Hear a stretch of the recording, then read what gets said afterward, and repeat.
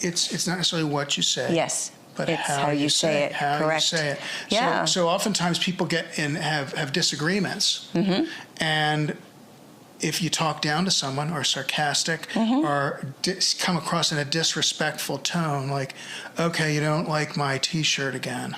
Right. All right. What else is new? Right. As opposed to, what do you think of my T-shirt? What do you think of my shirt? Or what, should I do, you like something Should I better? wear this? Or so you're asking, so sometimes you're inviting a discussion versus you're making a statement, and those can be the same words, but very different. Right.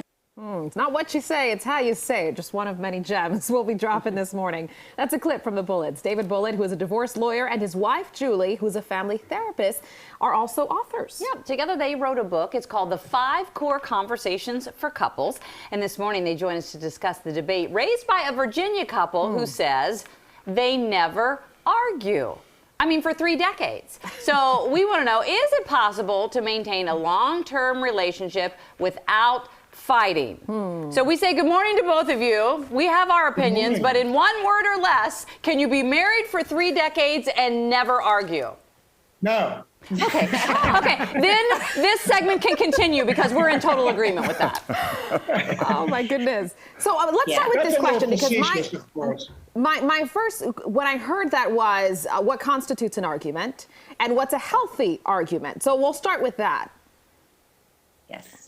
Yeah, I mean, argument means different things to different people, right? So you might think of an argument as knock down, drag out, yelling and screaming, while others think of an argument as a discussion across the kitchen table and they move on to the next thing. So these folks obviously have found a way for their relationship to work. But the fact of the matter is, I think that for the rest of us, that is a very, very high bar to strive for, and probably one that most of us will fail at striving for. Yeah, and not to feel bad if you do argue with your partner. I think it's a normal thing. As a therapist, I very rarely see people that don't fight. And in fact, if I have people that come in and don't have any disagreements or conflict, I worry about that a bit, because sometimes that means that people are avoiding conflict, which isn't necessarily a good thing, or they've backed out of the relationship. They've given up on it.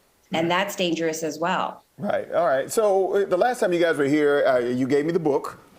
And I read it twice. And then I went to my wife and I said, according to the Bullets, I'm always right. So my question to you is, when is it crossing the line when you have the disagreement? I think you just did. That always right thing probably is not going to fly when you get home later tonight. But Yes. So when it crosses the line, it's again, we always talk about it's not what you say, it's how you say it. And that is a really important factor in any relationship, whether it be with your, wife or somebody that you work with. The way that you say things and how you say it and how you come across. So some of the things that we talk about, in healthy communication, which is what we're all about, is using I statements and not using blaming statements. And also figuring out what's the best time of day to talk to somebody. If your partner's not a morning person, don't try to have a discussion about something important in the morning. So you're saying when we have the overnight shift, so when we get up at 2 and 3 in the morning to go to work, our spouses, if you're watching this, should not be trying to have a conversation about what's going to happen later on in the day at that early hour, right? That's correct, right? Not so much. Not so much. The other thing is, I think that people forget is that your relationship is your own, right? I mean, so it's a lot of us. It's the same thing with money. You look and see what other people have or what you want that they have. But when I read this article that these folks talked about themselves, is you can't compare yourselves to them. We joke and we write in the book about the couples who go from cussing to kissing, right? One Saturday night you're out with them and they're fighting and tearing each other's hair apart, and then a following week you see them again and they're kissing and all over each other, and it's like they're 16 in love again. but that's how it works for them. Right. And it wouldn't be fair to compare, I think, for people who read that article to compare themselves to how these folks do it, I think could be problematic. Okay, I think in that article, those people are arguing, they just don't know they are, right? Like you said, they found out a way to do it. But here's my quick question for you. Is it okay to agree to disagree? And then once you've moved on, I guess my question is, how is it best to move on and not the next time you have an argument, bring back up the old argument? Well, that's easy. Hold on a second. That's easy in my family, because all I do is I just say I'm sorry, and then we move on. Right? And I've gotten very good at apologizing. She'll have a much more technical answer.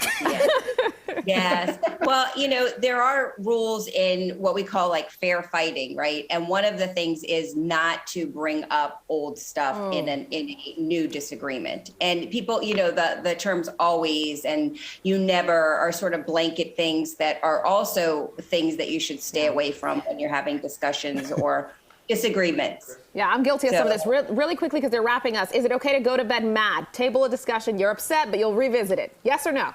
I would say no. No. Well, so I would say don't go to bed mad, but also there are some times when it's okay to take a break. If you guys are overstimulated, high heat, emotion levels, and you're not getting anywhere with the discussion, it's okay to take a minute. But we always say, take a minute, not a week. So it's okay to take a little bit of time, but don't go the silent treatment. Don't put it away for really long and not talk to each other, because that's dangerous too. Is it okay to be intimate when you're mad? What now? Don't answer. I know the answer to that. You gotta go. Don't answer. Clearly, we need a second segment with the bullets. Thank you, guys. Appreciate you. There's all their social information if you want to check them out. Check out their book. Wisdom read it twice. It's good. All right, thank you so much. He needs to read it a third time, I think so.